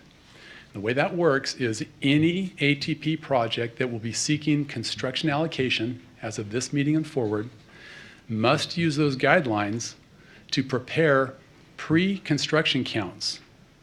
Then after the construction is complete, they'll go back in accordance with the guidelines, perform post-construction counts. And the pre and post-construction counts are a key measure for benefits as it relates to ATP. So that's actually great news there too. With that being said, I'm open to any questions on anything with the report. Questions? Conversations? Okay, hearing none. Gary, thank you very much. Thank you. Lori, item 75. Yes, Commissioners, item 75 is an action item to approve 2 baseline agreements for active transportation program projects. These baseline agreements memorialize the agreed upon expected benefits, delivery schedule, project cost, and funding plan. The baseline agreement provides a benchmark for comparison to the current status of a project for subsequent reporting purposes. Staff recommends approval of these 2 baseline agreements. We have a motion by Commissioner Tavaloni, a second by Commissioner Burke. Is there discussion? Hearing none, I'll call for the vote. All in favor? Aye. Anybody opposed? Abstaining. That motion carries. Lori, item 76. Yes, item 76 is an action item to consider the funding distribution change for the City of Los Angeles La River Greenway West San Fernando Valley Gap Closure Project. The City of Los Angeles proposes to move $300,000 in design funds and $400,000 in right-of-way funds to construction in fiscal year 2021-2022. The project remains fully funded. Staff recommends approval. We have a motion by Commissioner Burke, a second by Commissioner Tavaloni. Is there discussion? Hearing none, I'll call for the vote. All in favor? Aye. Anybody opposed? Abstaining. That motion carries. Lori, item 77. Yes. Commissioners, item 77 is an action item to consider the project scope change request for the City of Roseville, Washington Boulevard Bikeway and Pedestrian Pathways Project. On July 24, 2019, the City of Roseville submitted a scope change request for the Washington Boulevard Bikeway and Pedestrian Pathways Project. In the original project scope, the city planned to construct Class 2 bike lanes along Washington Boulevard through the underpass beneath the UPRR tracks. The road and underpass widening that would support the bike lane was being constructed through another project. This project will no longer be built, so the original ATP project scope is no longer feasible. Therefore, the city proposes to realign the trail, but also extend it from 3/4 of a mile to 1.5 miles. The new scope also includes providing protected intersection crossings and high visibility crosswalk markings. Caltrans performed an engineering analysis on the revised scope and determined that the new scope provides an increase in walking and biking benefits. In addition, increased lighting and intersection improvements will increase safety and enhance connections between residential neighborhoods, businesses, and schools. Commission staff supports Caltrans' recommendation for approval. Staff recommends approval. We have a motion by Commissioner Gilmetti, a second by Commissioner Gardino. Any discussion? Hearing none, I'll call for the vote. All in favor? Aye. Anybody opposed? Abstaining? That motion carries. Item 78, Lori? Yes, item 78 is an action item, and you should have a pink replacement item for this one. This is to consider a project scope change for the City of Watsonville Rail Trail from Watsonville Slough Trailhead to Walker Street.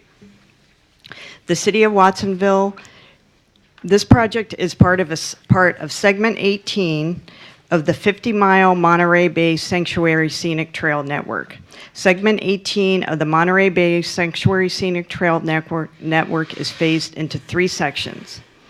The ATP funds were originally designated for the northernmost section of Segment 18. However, the city needs more time to acquire permits for rail crossings from the California Public Utilities Commission than allowed for within the ATP timely use of funds provisions.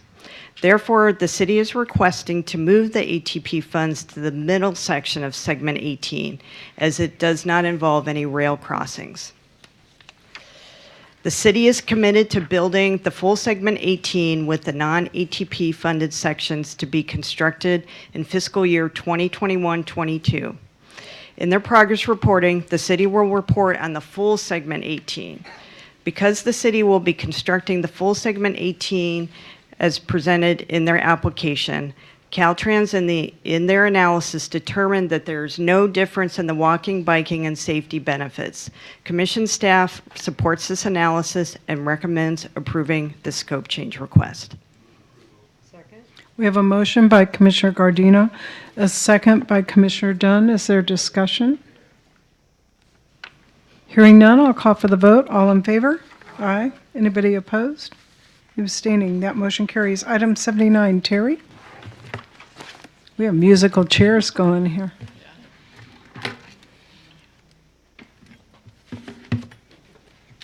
Commissioners, tab 79 is a department action item requesting an allocation of $450,000 for a minor project in Orange County. This project is replacing a project that was included on the approved minor A list. Staff has reviewed the request and recommends commission approval. So moved. We have a motion by Commissioner Dunn, a second by Commissioner Burke. Is there discussion? Hearing none, I'll call for the vote. All in favor? Aye. Anybody opposed? Abstaining. That motion carries. Terry, item 80, please. Commissioners, tab 80 is a department action item requesting allocation of $216 million for construction funds for 18 shop projects. There was a yellow replacement item to modify the allocation request for project number 12. Commission staff has reviewed the projects for conformity with their programming in the 2018 shop and recommends commission approval. We have a motion by Commissioner Tavallone, a second by Commissioner Dunn. Is there discussion? Hearing none, I'll call for the vote. All in favor? Aye. Anybody opposed? Anybody abstaining? That motion carries. Terry, item 81. Commissioners, tab 81 is a department action item requesting an allocation of pre-construction support for shop projects. The request is for $40.9 million for 67 pre-construction phases. There was one change to a project in District 7. This came about, we did have discussions with the department about the reasonability of their request, and so they have gone back and looked at their support estimates and made a revision based on our discussions. So we have looked at these requests, and staff would recommend commission approval. We have a motion by Commissioner Tavallone, a second by Commissioner Gometti. Is there discussion? Hearing none, I'll call for the vote. All in favor? Aye. Anybody opposed? Anybody abstaining? Motion carries. Item 82, John. Requesting an allocation of $600,000 for the state-administered Prop 192 seismic retrofit program Phase 2. This allocation is for a mitigation planting project required by the Coastal Commission permit for the previously completed Humboldt Bay Bridges project. Staff has reviewed this allocation request and recommends commission approval. We have a motion by Commissioner Tavallone, a second by Commissioner Gometti. Is there discussion? Hearing none, all in favor? Aye. Anybody opposed? You abstaining. That motion carries. Teresa, item 83. Item 83 is an action item. This is a financial allocation request of $355,000 for one locally administered STIP project off the state highway system in Santa Clara County. Staff has reviewed this request and finds it consistent with STIP guidelines and the program. Staff recommends your approval. Move approval. Second. We have a motion by Commissioner Gardino, a second by Commissioner Kehoe. Is there discussion? Hearing none, all in favor? Aye. Anybody opposed? We abstaining. That motion carries. Teresa, 84. 84 is an action item. This is an allocation request of $1,379,000 for 5 locally administered STIP projects off the state highway system. Staff has reviewed this request and finds it consistent with STIP guidelines and the program. Staff recommends your approval. We have a motion by Commissioner Tavaloni, a second by Commissioner Dunn. Is there discussion? Hearing none, I'll call for the vote. All in favor? Aye. Anybody opposed? Who abstaining? That motion. Item 85, Teresa. Item 85 is an action item. This is an allocation of advancement request of $1,369,000 for the South Lake Road Reconstruction Project in Inyo County, program in fiscal year 21-22. Typically, we do not recommend advancing a project that is programmed 2 years out. However, the STIP funding will provide the state match for the Federal Lands Access Program grant INEO received for this project. The federal grant is ready this fiscal year, and the project is ready to proceed. Staff has reviewed this request and finds it consistent with the program. Staff recommends your approval. We have a motion by Commissioner Alvarado, a second by Commissioner Dunn. Is there discussion? Hearing none, all in favor? Aye. Anybody opposed? Anybody abstaining? That motion carries. Teresa, item 86. Item 86 is an action item. This is an allocation request of $3,800,000 for an AB 3090 reimbursement STIP project in Placer County. Staff has reviewed this request and finds it consistent with the STIP guidelines and the program. Staff recommends your approval. We have a motion by Commissioner Gilmetti, a second by Commissioner Tavaloni. Is there discussion? Hearing none, all in favor? Aye. Anybody opposed? Anybody abstaining? That motion carries. Item 87, Teresa. Item 87 is an action item. This is a financial allocation request of $100,000 for the National Creek Culvert Replacement Design Project in Siskiyou County. This is a federal earmark from the U.S. Fish and Game Wildlife Service Fund. Staff recommends your approval. We have a motion by Commissioner Alvarado, a second by Commissioner Dunn. Is there discussion? I heard some discussion. Anyway, all in favor? Aye. Anybody opposed? Anybody abstaining? That motion carries. Item 88, Teresa. Item 88 is an action item. This is a financial allocation request of $55,031,000 for 7 projects programming the Transit and Intercity Rail Capital Program. This request is consistent with the program of projects updated just presented to you under item 73. Staff recommends your approval. We had a motion by Commissioner Dunn, a second by Commissioner Burke. Can you confirm the amount again, Teresa? $55,031,000. Okay, I thought you said 551,000, so, okay, clarity. Any discussion? No one Hearing needs to none? come up. No one needs to come up. I'm challenged by item 6, how it's going to increase ridership. All I ask is you just fill it out what it really does, not, it's building a charging station. I don't know, so, just my pet peeve. They say everything's going to increase ridership. It's a good thing, but it's not going to increase ridership the way that is, so. Did you catch that, Kyle? Okay. Did you want to respond? Sure. Well, you're here now. I can just Okay. elucidate this Okay. particular allocation. This is one to build a charging station for electric buses. This is an expansion of the fleet of the Anaheim Transportation Network to offer more service, and this is a very highly used service in the Anaheim area, bringing people not only to the parks, but to the convention and other venues around the area.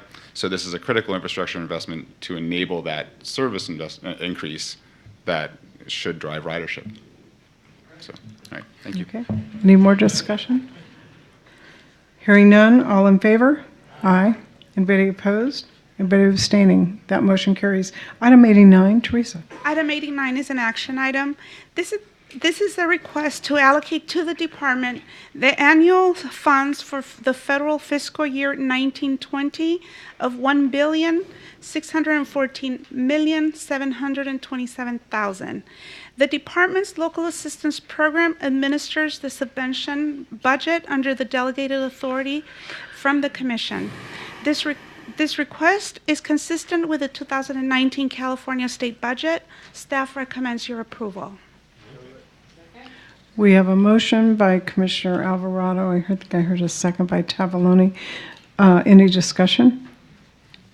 Hearing none. All in favor? Aye. Anybody opposed? Abstaining. That motion carries. Item 90, Christine. Good afternoon, Commissioners. Tab 90 is an action item to allocate a total of $171,190,000 in the Local Partnership Competitive Program, Solutions for Congested Corridors Program, and STIP funds for the US 101 Managed Lanes project on the state highway system in San Mateo County. Please note on the pink replacement item, the references of formulaic has been revised to competitive. In addition, the toll system integrator work will be split from this project and completed concurrently under a separate contract. Staff has reviewed the request and finds it consistent with each program's guidelines. Therefore, staff recommends approval of tab 90 and the pink replacement item contingent upon approval of a program amendment in December 2019. Move approval. Second. Oh, goodness. Okay. A motion by Commissioner Gometti, a second by Commissioner Van Konynenberg. Is there discussion? Oh, was it Carl Cardino? Okay, well, okay. We sound Sorry. alike. Well, it was, I heard multiples and I just picked the closest. So anyway, record that to second to Commissioner Gardino. So any discussion? Hearing none, all in favor? Aye. Anybody opposing? Anybody abstaining? That motion carries. We'll go on to 91. Tab 91 is an action item to approve an allocation of $3,408,000 for one state-administered local partnership formulaic program project on State Route 99 120 connector project on state highway system in San Joaquin County, programmed in fiscal year 2018-19. The project, located in the city of Manteca, will reconstruct the existing State Route 99 120 interchange to provide congestion relief and improve operations and safety. The project will add new auxiliary lanes, upgrade existing bridges, relocate an at-grade railroad crossing, construct additional connector lanes, ramp upgrades, and new signal lighting. The project's estimated completion date is November 2024. Staff has reviewed the request, and the item is consistent with the local partnership program guidelines and the adopted formulaic program. Therefore, staff recommends your approval of tab 91 and the pink replacement item that notes the NEPA CE date of September 2019. We have a motion by Commissioner Van Konynenberg, a second by Commissioner Alvarado. Is there discussion? Hearing none, I'll call for the vote. All in favor? Aye. Anybody opposed? Anybody abstaining? That motion carries. 92, Lori? Commissioners, 92 is an action item to approve allocations of $13,571,000 for 30 active transportation program projects. Project number 1 shows that the NEPA is pending, but that has been received and the project is ready for allocation. These allocations include the environmental phase of the City of Waterford Safe Routes to School Crosswalk Safety Project in Stanislaus County. This project will increase safety and visibility of pedestrians and bicyclists at major crosswalks on roads with high-speed traffic. Staff has reviewed these requests. These allocations are consistent with ATP guidelines and the adopted program. Therefore, staff recommends your approval. A motion by Commissioner Burke, a second by Commissioner Van Konynenberg. Is there discussion? Hearing none, all in favor? Aye. Anybody opposed? Abstaining. That motion carries. Item 93. 93 is an action item requesting to extend the period of contract award for 6 SHOP projects. There are changes on the change list that removes 3 of them. Projects 2, 4, and 8 have been awarded, so they've been pulled off the list. So that's why we're doing 6. Staff has reviewed the time extension request and recommends commission approval. We have a motion by Commissioner Tavaloni, a second by Commissioner Burke. Is there discussion? Hearing none, I'll call for the vote. All in favor? Aye. Anybody opposed? But abstaining, that motion carries. Item 94, Teresa. Item 94 is an action item. This is a time extension request for contract award of 7 months for the US 50 HOV Lanes project in Sacramento County. Staff has reviewed this time extension request and recommends approval. We have a motion by Commissioner Tavaloni, a second by Commissioner Kehoe. Is there any discussion? Hearing none, all in favor? Aye. Anybody opposed? But abstaining, that motion carries. Item 95, Lori. Item 95 is for a request for contract award extensions for 8 active transportation program projects. These requests are consistent with ATP guidelines, and staff recommends approval as shown on the yellow time extension table. We have a motion by Commissioner Burke, a second by Commissioner Dunn. Is there discussion? Hearing none, I'll call for the vote. All in favor? Aye. Anybody opposed? But abstaining, that motion carries. Teresa, item 96. Item 96 is an action item. This is a time extension request for contract award of 12 months for the Del Mar Bluffs Stabilization Project in San Diego County. Staff has reviewed this time extension and recommends your approval. We have a motion by Commissioner Tavaloni, a second by Commissioner Dunn. Is there discussion? Yes, Commissioner Kehoe. You already know, you're going to give me the numbers on what we're spending annually on the bluff stabilization there? Yes. Thank you, Teresa. Okay. Yeah. Commissioner Alvarado wants to know if you really want to know, Senator Kehoe. That's like the devil's slide of the South, man. Yikes. Okay, let's get it done. All in favor? Aye. Anybody opposed? Any abstaining? That motion carries. Teresa, item 97. Item 97 is a time extension request for contract award of 6 months for the Livingston Northbound Whitening project in Merced County. Staff has reviewed this request and recommends your approval. We have a motion by Commissioner Dunn, a second by Commissioner Kehoe. Is there discussion? Hearing none, all in favor? Aye. Anybody opposed? Anybody abstaining? That motion carries. Now, at the stroke of 3 o'clock, I would like to call for the last agenda item. Make it up, lady, man. I can drag this out. Thanks, John. Could you go really, really slow? All these mean commissioners up here. Item 98 is an action item requesting to extend the construction completion time for one SHOT project. Staff has reviewed the time extension request and recommends commission approval. Second. Oh, good Lord.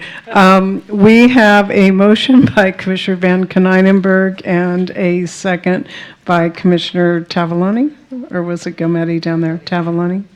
Okay, so it's going to Tavaloni. Any discussion? Hearing none. All in favor? Aye. Anybody opposed? Anybody abstaining? That motion carries. Okay, now it is public comment first, Jim? Public comment? Do we have public comments? Oh, my goodness. Wow, yeah, we have public comments. I shouldn't have been patting myself on the back. Okay, let me see. We have Tony Madrigal, Madera City Council? No. Modesto, I'm sorry, Modesto. Madam Chair, let's limit public comments to 1 hour each, okay? Do we still have the council member here? Okay, well, I'm going to rotate my deck here and see. Okay, I have Jack Gorman, Amador Vintners Association.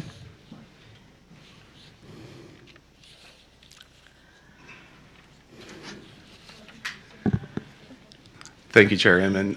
Actually, John Gedney, representing the Amador County Transportation Commission. On behalf of Jack Gorman, he's not here. Also, I'd like to just make a couple brief comments on behalf of Plymouth Council Member John Colburn, if I may, and try to use your time wisely. So thank you, Chairman, members of the Commission, Senator Bell. Thank you very much for letting me come here and make some public comments. I'll be brief again. On behalf of representatives from the Amador region, I just want to extend my thanks to you, your staff, Executive Director Branson, and particularly Vice Chair Kneinenberg, for listening to our concerns over the years. We have had an issue I mentioned yesterday during the ITIP workshop. We are looking forward to following the progress that we've made in discussions we've had. Thank you very much for that. We look forward to working together with Caltrans as we continue working through this process. But I just want to extend our thanks, again, on behalf of representatives from our region for the help that we've received. It's been tremendous, so thank you very much. Okay, so can I just clarify, I had 3 requests to speak and you just covered them all? I did. Okay. Thank you. Okay. I didn't want to shortchange anybody here that I... Okay, and so kind of the last call for the public comments, yes? Excuse me? He's on his way, okay. He's moments away. Okay, then I'm going to go to my fellow Commissioner Gilmetti. Well, I just wanted to make a bittersweet announcement. After 16 plus years, this is going to be my last CTC meeting. And I wanted to take the time to thank everyone in the audience, all the transportation agencies that I've worked with over the years, how brilliant they are, how hardworking they are, and especially our staff. The CT staff has taught me a lot over the years. They've been very instrumental in helping me all these 16 years. And of course, my fellow commissioners, I've had a few of them, some for a long time, some for a short time. I want to thank you. I've really enjoyed serving the state of California, and I wish you all the best. Thank you. Oh, shall we give Jim a stamp?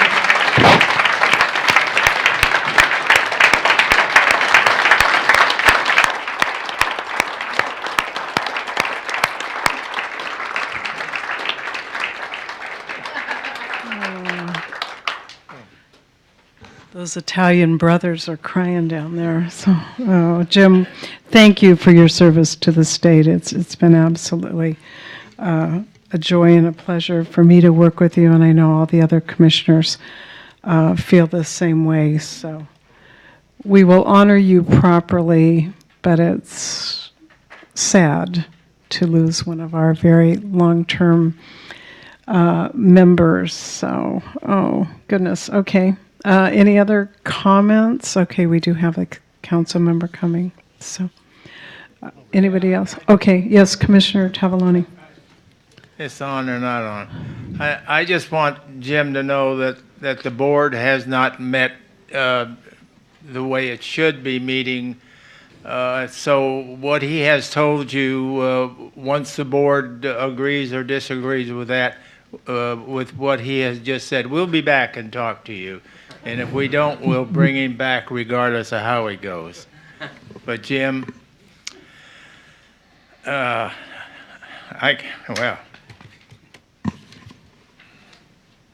Oh, okay. That was sad. Yes, Commissioner Alvarado. Yeah, it's been an honor and a pleasure to serve with Commissioner Gilmetti. We're pretty much from the same area, so we've run a lot of those same issues and problems together, and whether it was whatever meeting it was generated by me or generated by him, he always seemed to be there to pick up the slack, and throw in a little of that wisdom and patience that I sometimes woefully lack. But it's been a pleasure, and you know, we do a lot of business together, so it's not going to be the end of that, but it is kind of a change in the guard, end of the era for the commission, and I appreciate all of the efforts and the time and the energy that you put into this job, especially because it pays so much. So I think maybe we'll ask, how many items has Commissioner Gilmetti voted on during his tenure? And we could honor him that way. I'm just kidding. That would be a terrible homework assignment. So. Thank you.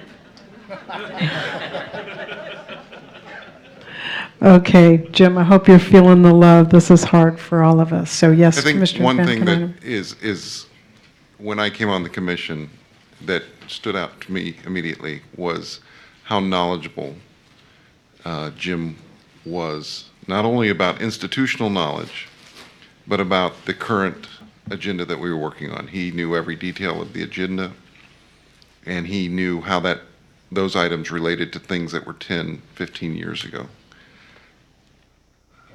We will miss that institutional knowledge. We will miss your detailed knowledge of what's going on. So you served this state well.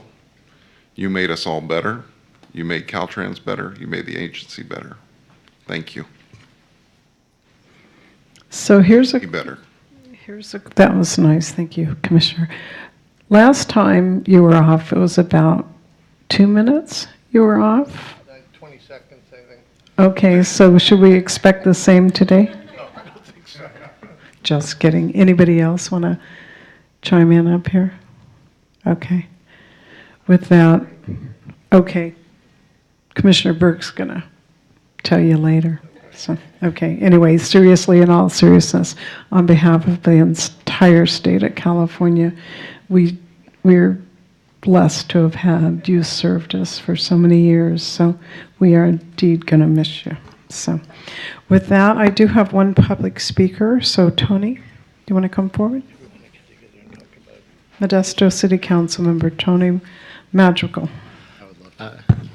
Yeah, thank you, Madam Chair and members of the commission.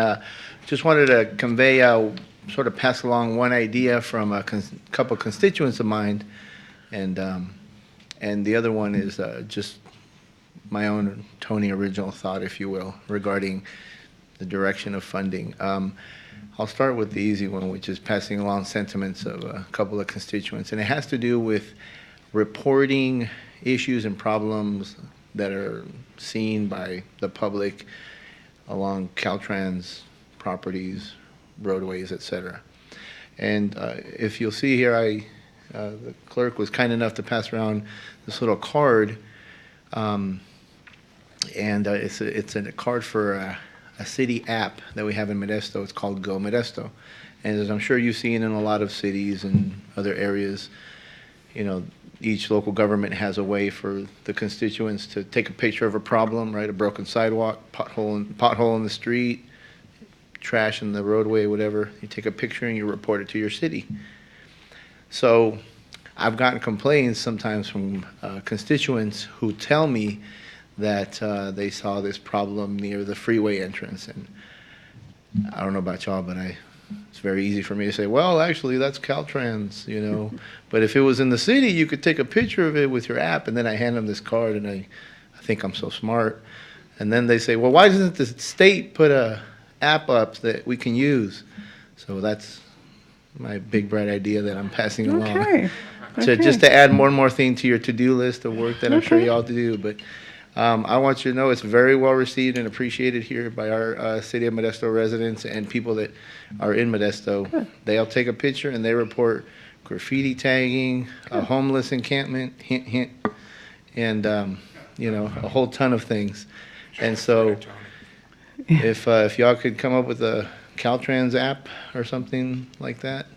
We'll create the app and then redirect Okay. it right back to you. No, seriously. I have no witty comeback for that. That's good. Bob, did you want to add? Caltrans Is your actually mic on? does have an online process for filing for Caltrans to address unsheltered encampments or cleanup issues. Thank you. Maybe we need to work on communicating that then. I mean, if we already have something that's working and just folks don't know about it, let's think about how we can get that message out to others if it's as simple as letting them know that we have it. So thank you. Does it have a photo capability to receive photos, or is it text-based only? I'm going to defer to one of the directors, but I believe it does have the ability to accept photographs. It does? Okay. Sounds like you're just one more step shy of making an app. Hint, hint. You know? So, anyway, the other thing I wanted to just share is that I recently saw an article in the LA Times, some of you may have seen it, that said why Mount Zion has become more popular than even Yosemite or Yellowstone. And so I read the article, it was I think September 27th, and it talked about the beginning of Mount Zion, Utah, and how, you know, it wasn't really accessible. So in my mind, I'm thinking roads. And so I visited Mount Zion, I think it was earlier this year with my family, and so I did notice that the roads were really nice leading to Mount Zion. And in my mind, I'm thinking, well, if there's anything that we could do to sort of direct the funding towards the gateways to Yosemite and just beef up those roads in any way. There's several different gateways, including another big hint, hint, Modesto's gateway to Yosemite. So I just wanted to put that in the minds of the folks here at the CTC as well as the staff and whatnot as you start thinking of, you know, projects and roadway projects that you want to help fund to help boost our Central Valley economy a bit more, especially through Stanislaus County. That was it. Okay. Thank you for listening. I think that's a dance move, isn't it? Yeah, very much so. Yeah. I will do the dance if it gets the funds. Okay, You know? okay. Well, you never know. You never know. Yes. Director Belinsky wants to give you his cell phone number so you can text to him. Okay, a couple things. Did you want to say something else? No, I'm just standing here. Caltrans does have an app that's in development for the very reason that you're speaking of. We do have some concerns from a legal standpoint. We don't want people taking pictures while they're driving. That's good, yes. So we're trying to work through that. The other thing I wanted to just say is, Commissioner Gilmetti, I want to personally thank you. I've been a district director for 11 years. You were one of the first commissioners that I reached out to when I was up in District 2. And you helped me, and I'll speak again for all of the district directors because I am the oldest. You have helped us. How old are you? You have helped us through a number of issues to help come up with language on presentations for this commission to address concerns that the commission has, working with staff. And I want to thank you for your service for 16 years of your life in helping California and our mobility. Thank you very much. That was nice, John. Thank you.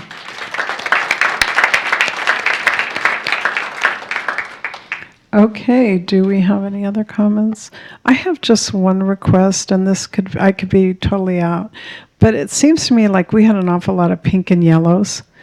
And to the extent that we can minimize things coming in at the last minute would be great. So I don't know about the rest of you, but I need a little time to do my homework. Thank you. We appreciate that.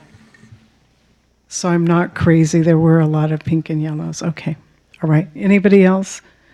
Director Branson, you have your light on? No? No? We will minimize pink and yellows. That's always our goal. And I will, it's hard for me to talk about Commissioner Gilmetti, so we'll talk offline. Oh, okay. Okay, gang, so we do have a joint hearing tomorrow, or joint meeting tomorrow, I guess I don't call it hearing, with the California Air Resources Board. I apologize in advance. I will not be able to be there. I have a family medical issue with my husband, so I love my transportation family, but my family is first, so I will watch you all and participate with you remotely. But with that, if there's no further discussion, I am going to adjourn this